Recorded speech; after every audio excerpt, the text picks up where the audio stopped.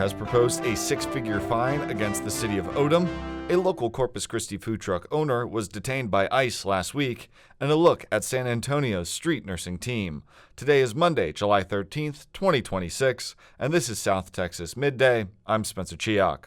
The city of Odom may need to pay over $160,000 to the Texas Commission on Environmental Quality related to its wastewater treatment plant, according to Chris 6 News.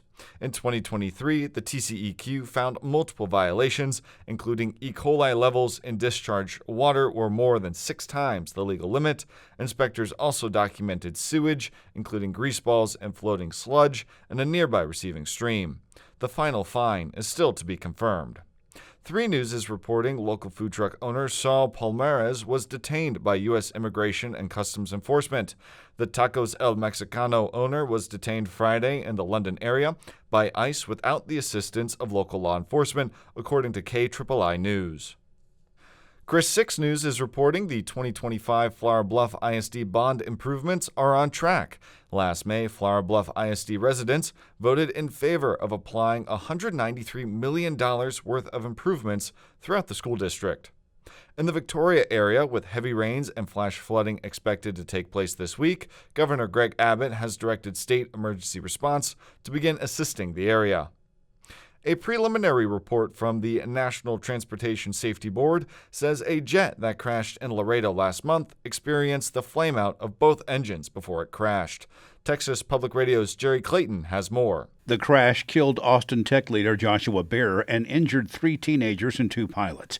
Investigators say the flight crew reported a generator failure and multiple system problems, including a low fuel level alert before attempting to land on a highway while on approach to Laredo Airport.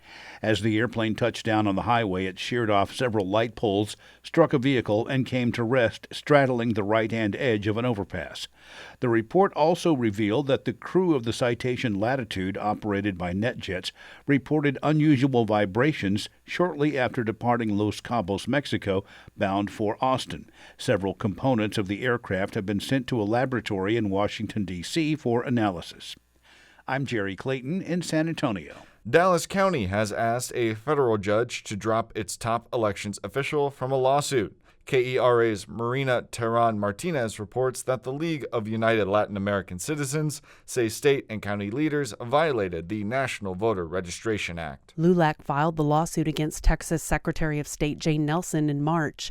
It accuses her, Dallas County Elections Administrator Paul Adams, and other statewide county officials of using unvetted, outdated citizenship data to remove voters from rolls. Collin and Denton County Elections Administrators are also named. Dallas District attorneys last month filed a motion to drop Adams from the suit. They say he complied with Texas election code.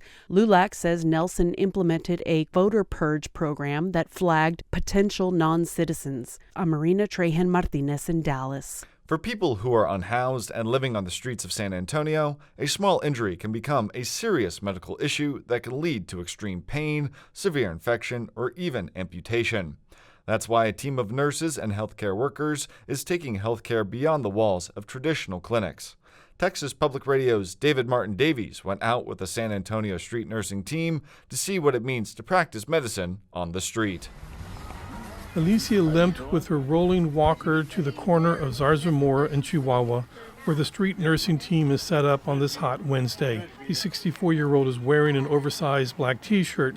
On the front it reads, "Nope, not today." The workers help her to the shade and onto a folding chair. They prop up her leg to remove a dirty and tattered bandage. Below the knee, her skin is badly discolored. And it hurts. And it's scary.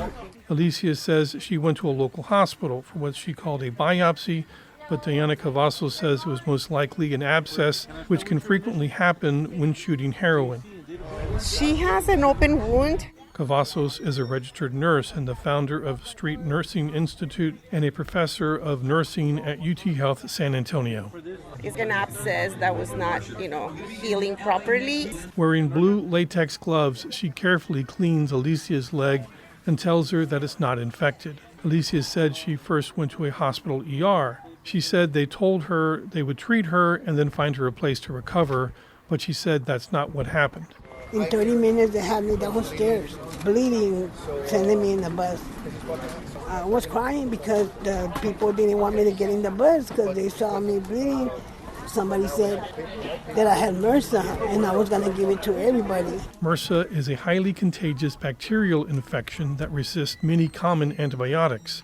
Cavazos supplied fresh white bandages, but because Alicia lives on the street, she's going to have a hard time keeping the wound clean. The healing process is really, really hard under these conditions because the hydration, the food that they have or not have, the walking, the heat, just the hygienic conditions are minimal. So, several feet away, a man is being treated for the multiple abscesses in his arms and legs. It looks like he was the victim of a vicious dog attack, but it was caused by injecting heroin. During an injection, if the user misses the vein, the drug enters the muscle and creates an environment in which bacteria can multiply. Up and down his arms and legs, the nursing team is carefully cleaning where the abscess ulcers have erupted and wrapping his thin, tattooed limbs in bandages and gauze. Yes, I'm blind due to addiction and diabetes. Armando is 27 years old. He said he allowed diabetes to spiral out of control and didn't receive treatment for it. I was living in the streets under a bridge. I just never really took care of it. Armando said as a teen he left his family and became homeless by choice. I met this girl, right, and so I chose her over my family. And I decided to stay with her in the streets because she was homeless. And he became addicted to heroin. When I first started using heroin, I was about 16, 17. Armando is now in addiction recovery. He is sober and trying to manage his diabetes. I'm on medication for it. But he's also dealing with hepatitis C, which is commonly contracted through the sharing of needles. Armando is getting help from Corazon Ministries and is staying at one of their affiliated treatment facilities.